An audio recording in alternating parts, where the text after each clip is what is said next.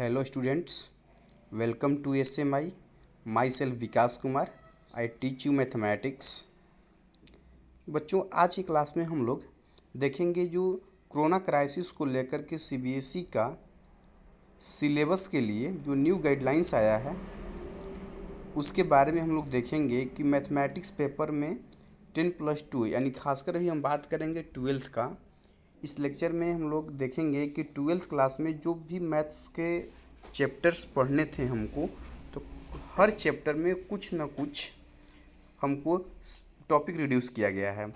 जो topics reduce किया गया है वो कोरोना क्राइसिस को देखते हुए किया गया है, ताकि CBSE का ये एवरेज 30% जो सिलेबस है रिड्यूस किया गया है। तो सबसे पहले हम लोग देखेंगे कि पहले जो सिलेबस में यानी ओल्ड सिलेबस के अकॉर्डिंग जो टॉपिक्स हमको पढ़ने थे उसमें से कौन कौन टॉपिक रिड्यूस किया गया है। तो आइए देखते हैं हम। देखिए यहाँ पे कि रिलेशंस एंड फंक्शन जो चैप्टर्स है, यहाँ पर देखिए दिया हुआ है यूनिट, ठीक है। यहाँ पे यूनिट चैप्टर दिया हुआ है एंड यहाँ पर दिया हुआ सिलेबस रिड्यूस्ड। फर्स्ट की हम बात करते हैं बच्चों रिलेशन एंड फंक्शंस की। रिलेशन एंड फंक्शन में दो टॉपिक है, composite function and inverse of function. इस टॉपिक से इस बार क्वेश्चन नहीं पूछे जाएंगे। तो फर्स्ट ऑफ ऑल हम बताते हैं आपको कि जो यहाँ पे पुराने सिलेबस के अकॉर्डिंग रिलेशन फंक्शन में क्या क्या टॉपिक से पूछे जाते थे क्वेश्चन।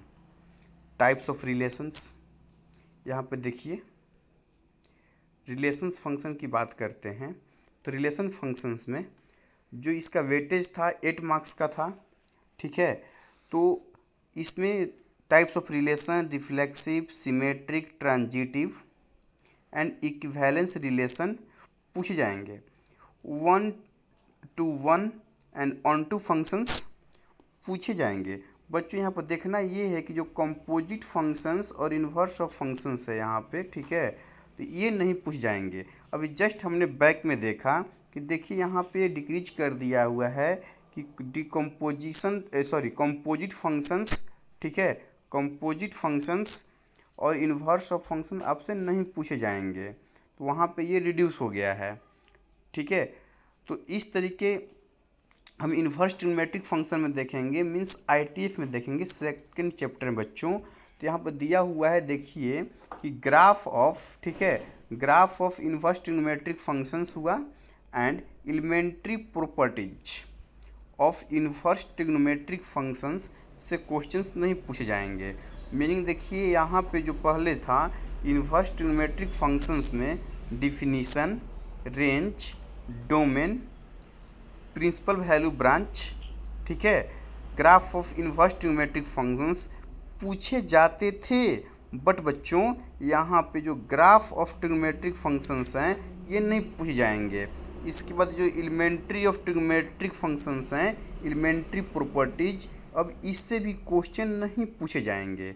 वैसे ग्राफ ऑफ ट्रिग्नोमेट्रिक फंक्शन जो है बहुत एक्सेस इम्पोर्टेंट था, ठीक है, लेकिन कोरोना क्राइसिस को लेकर के अभी पूछे नहीं जाएंगे, ठीक है।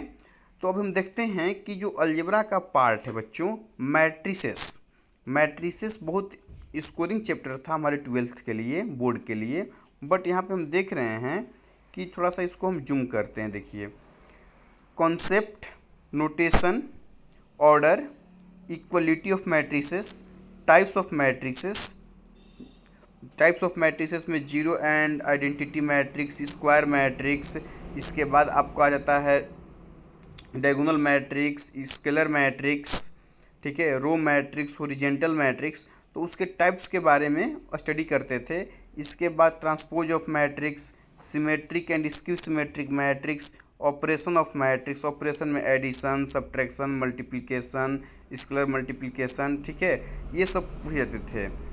देखिए यहाँ पे हम बताते हैं पहले कि मैट्रिसेस में क्या आपको रिमूव किया हो बच्चों।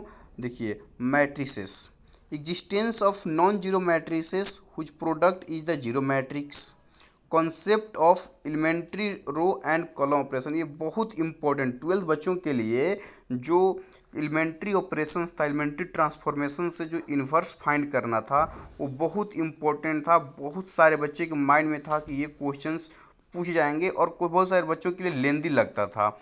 लेकिन इस बार सीबीएसई जो है इसको रिड्यूस कर दिया। देखिए यहाँ पर लिखा हुआ है सिलेबस रिड्यूस्ड, ठीक है। तो हम क्या करेंगे कि ये सब हमको नहीं पढ़ना है। तो आइए बच्चों यहाँ पर हम देखते हैं कि पुराने सिलेबस में हमको यहाँ पे दिया हुआ है कि हुई प्रोडक्ट इज जीरो जो है ये नहीं पढ़ना है हमको, ठीक है। इस बार नहीं पूछ जाने वाले हैं। कॉन्सेप्ट ऑफ एलिमेंट्री, ठीक है, कॉन्सेप्ट ऑफ हम यहाँ पर दिखा रहे हैं, देखिए concept of elementary row and column operations matrices proof of uniqueness of inverse. जो यूनिकनेस ऑफ इन्वर्स का एक थ्योरम था उससे रिलेटेड भी क्वेश्चन इस बार नहीं पूछने वाले हैं, ठीक है। और इसके बाद में हम बता दें आपको कि जो यहाँ पर लिखा हुआ है, देखिए कि बच्चों ये non commutative and multiplication of matrices and existence of non zero matrices whose product is the zero matrix, इससे भी क्वेश्चन नहीं पूछे जाएंगे। ओके, तो आइए हम लोग नेक्स्ट देखते हैं अलजेब्रा का डिटर्मिनेंट्स। डिटर्मिनेंट्स में हम लोग देखेंगे बच्चों, देखिए डिटर्मिनेंट्स में बहुत खास करके बच्चों थोड़ा सा इसमें रिड्यूस किया गया है जो इम्पोर्टेंट है। प्रॉपर्टीज ऑफ डिटर्मिनेंट की हम बात करते हैं बच्चों। प्रॉपर्टीज ऑफ डिटर्मिनेंट, देखिए यहाँ प्रॉपर्टीज ऑफ डिटर्मिनेंट दिया हुआ है। ये प्रॉपर्टीज बहुत इम्पोर्टेंस था बट इस बार नहीं पूछे जाने वाले हैं। आप लोग के लिए बहुत बड़ा खुशखबरी है कि ये जो consistency and inconsistency and number of solution of system of linear equations bye examples means वहाँ पे था कि solution of linear equations bye matrix method, ठीक है। तो वहाँ पे इससे क्वेश्चन फिक्स था, इस टॉपिक से क्वेश्चन फिक्स था कि पूछे जाते थे, लेकिन ये यहाँ पे जो है आपको रिड्यूस कर दिया गया है।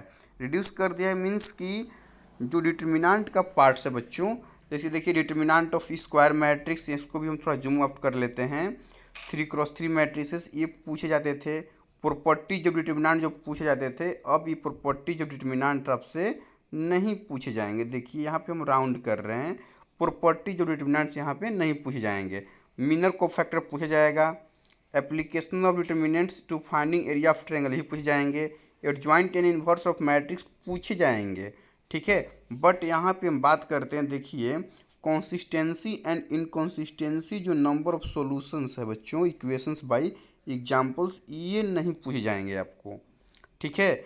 और जो इससे रिलेटेड जो सॉल्विंग लीनियर इक्वेशंस थे ये भी आपसे रिड्यूस कर दिया गया है। मीनिंग जो है कि किसी भी सिस्टम ऑफ इक्वेशंस को सॉल्व करने के लिए जो हम लोग मैट्रिक्स मेथड को अप्लाई करते थे बच्चों, उसको अब नहीं पूछा जाएगा। मीन्स डिटर्मिनेंट की हम बात करते हैं तो डिटर्मिनेंट में सबसे जो इम्पोर्टेंट ऑफ टॉपिक रह गया है वो है आपका adjoint and inverse of matrix. यहाँ पर देखिए लिखा हुआ है बच्चों, ये जो है बहुत इंपॉर्टेंट है। Adjoint and inverse of square matrix बोलिए या मैट्रिक्स बोलिए, यहाँ तक कि प्रॉपर्टीज को रिमूव कर दिया गया है। तो इस पर भी बहुत सारे क्वेश्चंस और प्रॉपर्टीज से रिलेटेड प्रूफ्स वाले क्वेश्चंस बहुत आते थे, तो बच्चों को लेकर थोड़ा प्रॉब्लम होता था। बट ये रिड्यूस तो हुआ है। प्रॉपर्टीज ऑफ डिटर्मिनेंट्स जो है ये पूछा नहीं जाएगा, लेकिन बहुत इम्पोर्टेंट है बच्चों, ठीक है। हम उसको जो टॉपिक्स अब रिड्यूस भी हुआ है, बट हम यूट्यूब पे अब सारे पुराने सिलेबस के अकॉर्डिंग जो है हम प्रोवाइड करा रहे हैं, ठीक है। आप इस सिलेबस को बताने के पीछे कारण ये है कि जो बच्चे बोर्ड प्रीफरेंस दे रहे हैं, तो बोर्ड प्रीफरेंस के लिए आपको ये वीडियोज देखिए और यहाँ से आप नोट कीजिए कि ये टॉपिक इस बार नहीं पूछे जाने वाले हैं, इससे रिलेटेड क्वेश्चन आपको नहीं पूछे जाएंगे। इसलिए कि जो इस बार 2020 में जो बच्चे अपियर हैं, जो बोर्ड में 12th में हैं, ठीक है, उनके लिए आपको ये वीडियोज बहुत इंपॉर्टेंट है, ताकि देख लें कि ये टॉपिक्स हमको कवर नहीं करना है बोर्ड प्रेफरेंस के लिए, बट कंपटीशन के लिए करना है। सारे टोटली सिलेबस कवर करते हुए हम आपको प्रोवाइड कराएंगे और वहाँ पे हम बता भी देंगे कि 2020 में जो भी चेंज हुआ है इसमें आपको ये टॉपिक नहीं पूछे जाएंगे। ऐसे मतलब कि टॉपिक्स का कोई ये सॉल्यूशंस और इससे रिलेटेड थ्योरी पाने के लिए आपको आप यूट्यूब चैनल में आप टाइप कीजिए स्टूडेंट्स मैथमेटिक्स इंस्टीट्यूट, वहाँ सब्सक्राइब कर आप बेल आइकन को प्रेस कर लीजिए और रेगुलर वे में इसका जो हम लेक्चर अपलोड करते हैं topic by topic, chapter by chapter, for board, for competition, तो उसके आप प्रॉफिट लीजिए और इस वीडियो को खूब से खूब अपने फ्रेंड सर्कल में शेयर कीजिए। तो आइए बच्चों, अब हम लोग कैलकुलस में इन करते हैं। कैलकुलस में इन करते हैं तो सबसे पहले बताते हैं जो सिलेबस रिड्यूस हुआ है कैलकुलस का first part continuity and differentiability का। तो सबसे पहला इसमें रिड्यूस हुआ है Rolle's and Lagrange mean value theorem LMVT, जो उसका ज्योमेट्रिकल इंटरप्रिटेशन पूछे जाते थे। ठीक है, इसको रिड्यूस कर दिया गया बच्चों। जब इसको रिड्यूस किया गया है, देखिए रॉलेज थ्योरम, यहाँ लंगराजे मीन वैल्यू थ्योरम, इसको बच्चों लिखते थे, हम लोग पढ़ते थे वहाँ पे LMVT। ठीक है, LMVT Lagrange mean value theorem. तो ये इस बार नहीं पूछ जाएंगे, इसका ज्योमेट्रिकल इंटरप्रिटेशन भी नहीं पूछा जाएगा। ओके, तो आइए देखते हैं हम लोग। देखिए कंटिन्यूटी एंड डिफरेंशियबिलिटी जो चैप्टर है, ठीक है, कंटिन्यूटी एंड डिफरेंशियबिलिटी जो चैप्टर्स है, उस चैप्टर को हम लोग देखेंगे यहाँ पे कि जो कंटिन्यूटी डिफरेंशियबिलिटी में continuity differentiability, derivative of composite functions, chain rule, derivative of inverse trigonometric function ITF का जो डिफरेंशिएशन, इम्प्लिक्ट फंक्शन का डेरिवेटिव और एक्सपोनेंशियल एंड लॉगरिथम फंक्शन के डेरिवेटिव, ये सब पूछे जाएंगे। आपको यहाँ से logarithm function, exponential functions, second order derivatives या पैरामीट्रिक फॉर्म डेरिवेटिव्स, ये सब इम्पोर्टेंट है फिजिक्स और मैथ दोनों के लिए, इसलिए इसमें रिड्यूस नहीं किया गया है। यहाँ पर रिड्यूस जो किया गया है ये किया गया Rolle's theorem and LMVT Lagrange mean value theorem, और उसका ज्योमेट्रिकल इंटरप्रिटेशन भी नहीं पूछा जाएगा। ठीक है बच्चों, देखिए तो इसके बाद हम आते हैं इसका application of derivative. Okay, application of derivative हम बात करते हैं, तो एप्लीकेशन ऑफ डेरिवेटिव में इसको हम लोग शॉर्ट में लिखते हैं। देखिए एप्लीकेशन ऑफ डेरिवेटिव को बोलते हैं AOD,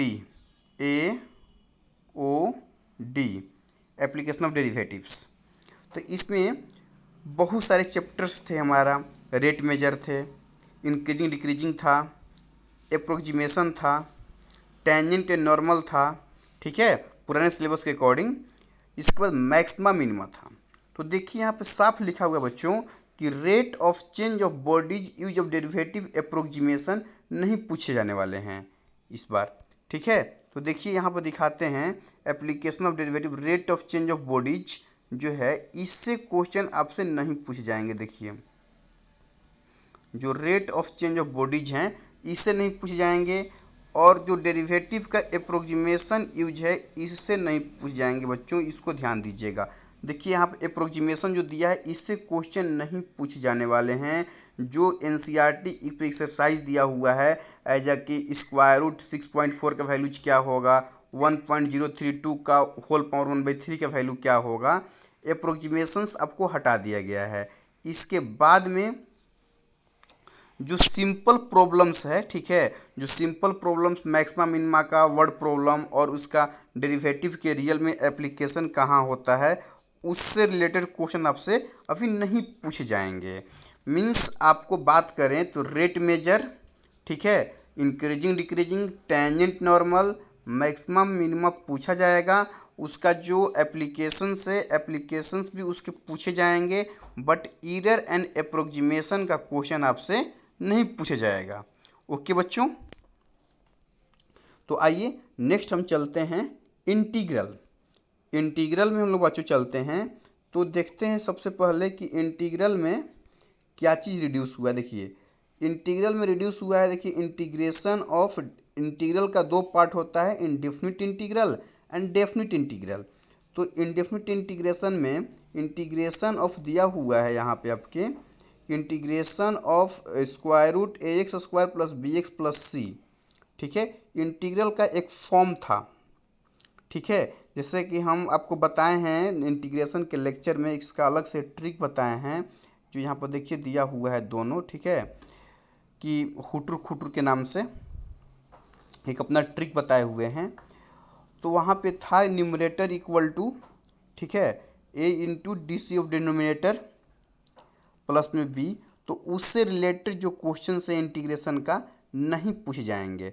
मीन्स कहा जाए तो integration by transformation as a special form, उससे क्वेश्चन नहीं पूछ जाएंगे, ध्यान दीजिएगा। और मैक्सिमम इंटीग्रल में सबसे प्रॉब्लम करता था कि जो डेफिनिट इंटीग्रेशन को हम लोग इवेलुएट करते थे, इसको देखिए ज़रा सा, इसको डेफिनिट इंटीग्रल को हम लोग जो इवेलुएट करते थे वहाँ पर कंडीशन देता था कि as a sum of limit से करना है। तो बच्चों इसको हटा दिया है, इससे जानकर के बहुत बच्चों के अंदर खुशी हो रही होगी, ठीक है। देखिए वैसे पुराने सिलेबस के अकॉर्डिंग क्या पढ़ना था हमको, इंटीग्रेशन ऑफ इन्वर्स और डिफरेंशिएशन के इन्वर्स प्रोसेस को ही बोलते हैं हम लोग इंटीग्रेशन, इसमें कोई इशू नहीं है। Method of integration means integration by substitution, integration by transformation, integration by parts, integration by partial fraction, simple integration as a sum problem और स्पेशल फॉर्म। तो स्पेशल फॉर्म देखिए यहाँ पर दिया हुआ है बच्चों, और स्पेशल फॉर्म में ये वाला जो फॉर्म है आपको रिमूव कर दिया गया है। ध्यान दीजिए ये जो दोनों है पार्ट, ये पार्ट को रिमूव कर दिया गया है, जो हम राउंड किए हैं रेड कलर से, इसको जो बच्चों हैं आपको हटा दिया गया है। इसको कहीं कहीं साइड में देखेंगे तो 9 special form of indefinite integral के नाम से दिया जाता है, तो इसमें 2 को हटा दिया है।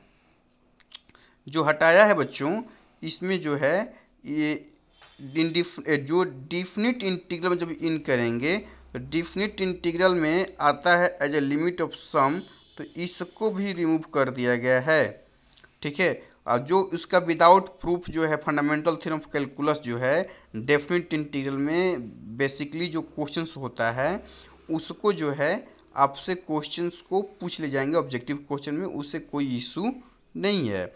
अब हम बात करते हैं बच्चों कि वहाँ पे था प्रॉपर्टीज ऑफ डेफिनिट इंटीग्रल, ठीक है। देखिए यहाँ पर लिखा हुआ है, तो ये बच्चों कुछ खुश होने वाली बात नहीं है, इसमें कोई चेंज नहीं हुआ है। देखिए यहाँ पे दिया हुआ है कि आपको properties of definite integral and evaluation of definite integral, इससे क्वेश्चन मस्ट पूछे जाएंगे, इसमें आपको कोई दोमत नहीं है, इसमें कोई कन्फ्यूजन नहीं होना है, इससे पूछे जाएंगे। इसमें सिर्फ चेंज हुआ है तो क्या हुआ है, as definite integral as a sum of limit ही चेंज हुआ है और कुछ नहीं चेंज हुआ है।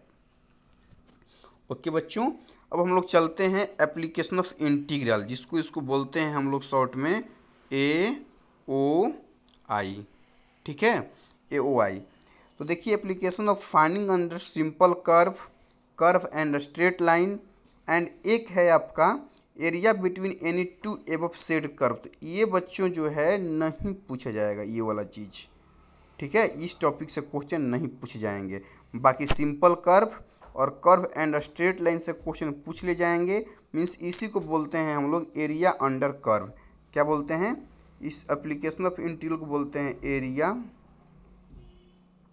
अंडर कर्व, ठीक है, अंडर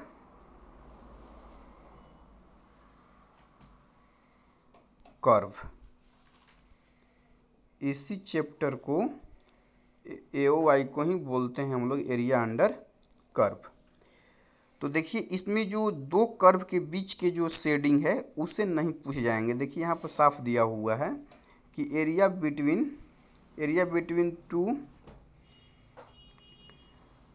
एबव सेड कर्व से क्वेश्चन नहीं पूछ जाएंगे। इसके बाद है बच्चों डिफरेंशियल इक्वेशन। डिफरेंशियल इक्वेशन बहुत इंपॉर्टेंट कैलकुलस का पार्ट था, तो आइए देखते हैं इसमें डिफरेंशियल में formation of differential equation whose general solution is given नहीं पूछ जाएगा। Solution of linear differential equations जो इस टाइप के होता है उससे नहीं पूछ जाएंगे। इसमें बहुत लॉन्ग चैप्टर था, ठीक है, इसमें 2 टॉपिक हटाया हुआ है, देखिए बताते हैं आपको। Order, degree, general and particular solution बच्चे पूछे जाएंगे। Differential equation, formation of differential equation whose general solution is given, solutions differentially, method of separation of variables, ये बहुत इंपॉर्टेंट है, इसे पूछे जाते थे और पूछे जाएंगे भी, ठीक है। Solution of homogeneous differential equation first order पूछे जाते थे, लॉन्ग क्वेश्चंस पूछे जाएंगे।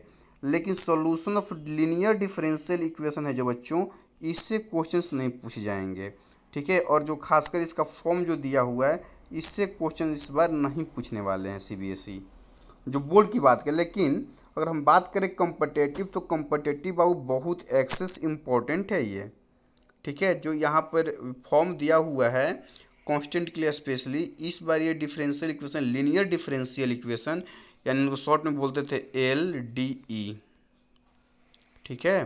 तो लीनियर डिफरेंशियल LED नहीं, ई को बीच में कर लेंगे तो LED बन जाएगा, LED नहीं LDE, लीनियर डिफरेंशियल इक्वेशन में ये जो है डिफरेंशियल इक्वेशंस के पार्ट में से इससे क्वेश्चन नहीं पूछे जाने वाले हैं, ठीक है बच्चों। अब आते हैं वेक्टर एंड 3D का। तो वेक्टर एंड 3D के वेक्टर में सारे पूछे जाएंगे, वेक्टर एंड स्केलर, ठीक है। Magnitude and direction of vector, direction cosine, direction ratio, types of vector. तो इसमें सबसे इम्पोर्टेंट जो था दो ही होता है, products of vector. Products of vector की बात करते हैं तो उसमें दो प्रोडक्ट होता है, एक होता है डॉट प्रोडक्ट और एक होता है क्रॉस प्रोडक्ट, ठीक है बच्चों।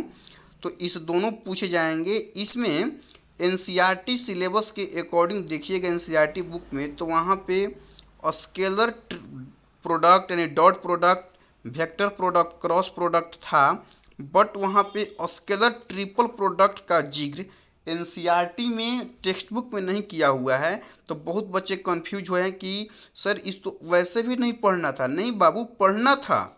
आप NCERT सिलेबस के अकॉर्डिंग लास्ट में देखिएगा इस बुक के, तो सप्लीमेंट्री एक्सरसाइज दिया हुआ है, वहाँ पे दिया हुआ है कि स्केलर ट्रिपल प्रोडक्ट के बारे में क्वेश्चंस भी दिया हुआ है।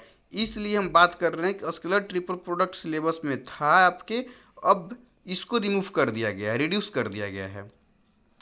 इसको शॉर्ट में बोलते थे STP, क्या बोलते हैं STP, ठीक है, स्केलर ट्रिपल प्रोडक्ट। और स्केलर ट्रिपल प्रोडक्ट से इस बार क्वेश्चन नहीं पूछ जाने वाले हैं। जैसे कोप्लरिटी ऑफ वेक्टर जो था वहीं इसी से हम लोग शो करते थे, तो इससे अब कंफर्म हो जाइए कि STP आपको स्केलर ट्रिपल प्रोडक्ट का क्वेश्चन नहीं पूछे जाएंगे। आइए 3D, 3 डायमेंशनल ज्योमेट्री को हम लोग शॉर्ट में बोलते हैं 3D, ठीक है। 3D में direction cosine, direction ratio, joining the points, Cartesian equation, vector equations, line का और प्लेन का पूछा जाता था। लेकिन इस बार से सारे पूछे जाएंगे, but angle between two lines, ठीक है, एंड टू प्लेन्स जो है यहाँ पे, ये क्वेश्चंस नहीं पूछे जाएंगे। और distance between plane from the point जो है, ये भी क्वेश्चंस नहीं पूछे जाएंगे। क्वेश्चंस नहीं, सॉरी, इससे रिलेटेड, इस टॉपिक से रिलेटेड जो है क्वेश्चंस नहीं पूछे जाएंगे।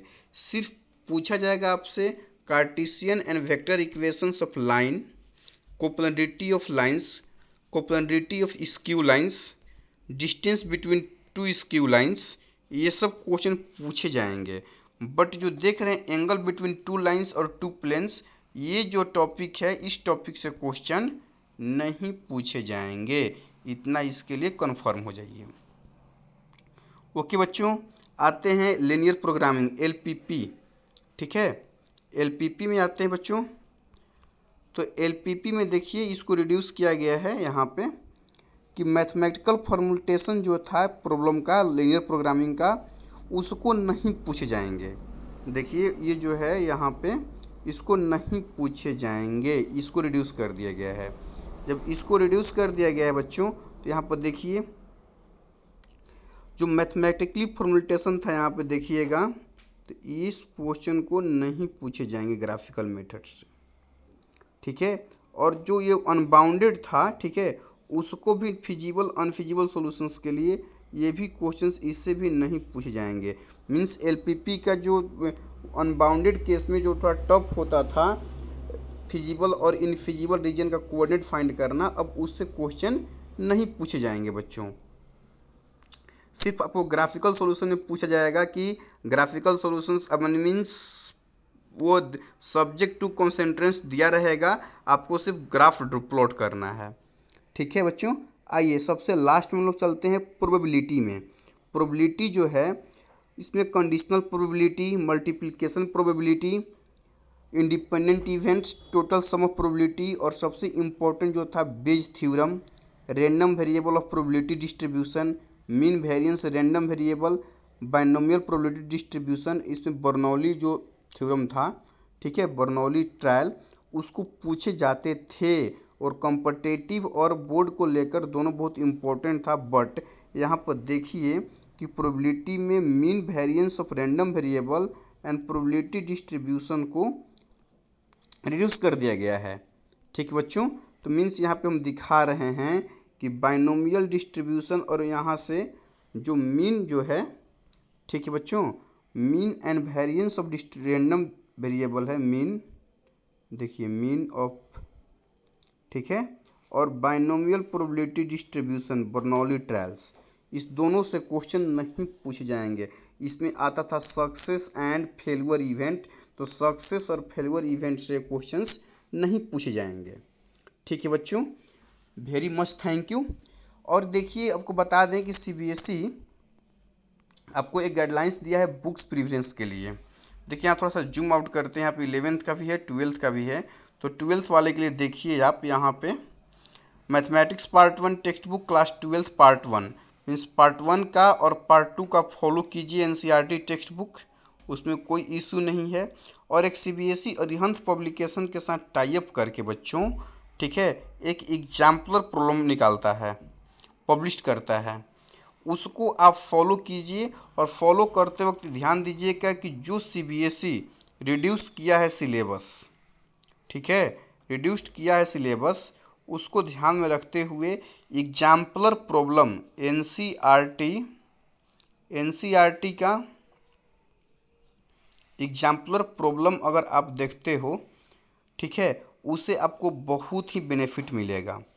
और जो 20% जो 20 मार्क्स का इंटरनल असेसमेंट जो था, ठीक है, 20 मार्क्स का जो इंटरनल असेसमेंट था आप लोग का, तो उसमें उसके लिए आपको दिया गया है mathematics lab manual 12 publish by NCERT. उसमें आप लोग एक बार देख लीजिएगा, उसमें बताया गया है कि किस बेसिस पर आपको मार्क्स दिया जाएगा इंटरनल असेसमेंट में। और बच्चों इसको आप, इस जो है आपके सामने जो हम दिखा रहे हैं, इसको आप वीडियो को पॉज करके नोट कर लीजिए कि ये सिलेबस में रिड्यूस किया गया है। वैसे आपको जिस सब्जेक्ट का चाहिए या जिस क्लास का चाहिए, उसका लिंक जो है हम डिस्क्रिप्शन बॉक्स में डाल देंगे बच्चों। आप वहां से डायरेक्ट पीडीएफ फाइल मतलब डाउनलोड कर सकते हैं कि कौन सा टॉपिक हमारे किस सब्जेक्ट में रिड्यूस किया गया है। जैसे इसका ऑफिशियल वेबसाइट है CBSE www.cbse.nic.com, वहाँ से आप डाउनलोड कर सकते हैं। अगर वहाँ से आपको डाउनलोड करने में प्रॉब्लम है तो आप इसे मेरे डिस्क्रिप्शन बॉक्स में दिए गए, ठीक है, उसमें आप लोग डाउनलोड कर सकते हैं लिंक पे जा करके। ओके बच्चों, तो यहाँ पे वेटेज भी दिया हुआ है, ठीक है, तो आपको इस प्रॉब्लम से छुटकारा मिल गया होगा, क्लियर हो गया होगा कि कौन सा चैप्टर में कौन टॉपिक रिड्यूस किया गया है, ठीक है। तो ओके, आप इसको गाइडेंस में रखते हुए फुल पोटेंशियल के साथ आप लोग प्रिपरेशन स्टार्ट कर दीजिए और लाइक्स कमेंट जरूर कीजिए और इस वीडियो को अपने फ्रेंड सर्कल में शेयर कीजिए। और कंटिन्यू इस चैनल पे आप आकर के जो भी टॉपिक्स आपको चाहिए, जिस टॉपिक से आपको रिलेटेड चाहिए लेक्चर या प्रॉब्लम्स, आप इसको फॉलो कीजिए। और जो भी समस्या है कमेंट इनबॉक्स में हमको शेयर कीजिए कि सर इस लेक्चर पे आप बताइए, इस लेक्चर पे वीडियो बनाइए, इस लेक्चर पे क्वेश्चंस बनाइए, ठीक है। क्वेश्चन नहीं तो आप क्वेश्चन भी भेज सकते हैं। और हाँ, आप हमको FB page students mathematics institute के नाम से FB पेज है, वहाँ फॉलो करिए। टेलीग्राम चैनल है हमारा स्टूडेंट्स मैथमेटिक्स इंस्टीट्यूट, वहाँ पे आप हमको फॉलो कर सकते हैं। वहाँ पे बहुत सारे PDF क्वेश्चंस के साथ आपको प्रोवाइड कराते हैं और सॉल्यूशंस प्रोवाइड कराते हैं। और वहाँ पे सारे वीडियोज का लिंक मेरा मिल जाएगा। इंस्टा भी आप फॉलो कर सकते हैं, स्टूडेंट्स मैथमेटिक्स इंस्टीट्यूट के नेम से है। लिंक्डइन आईडी भी आप फॉलो कर सकते हैं। ओके बच्चों, thank you, all the best.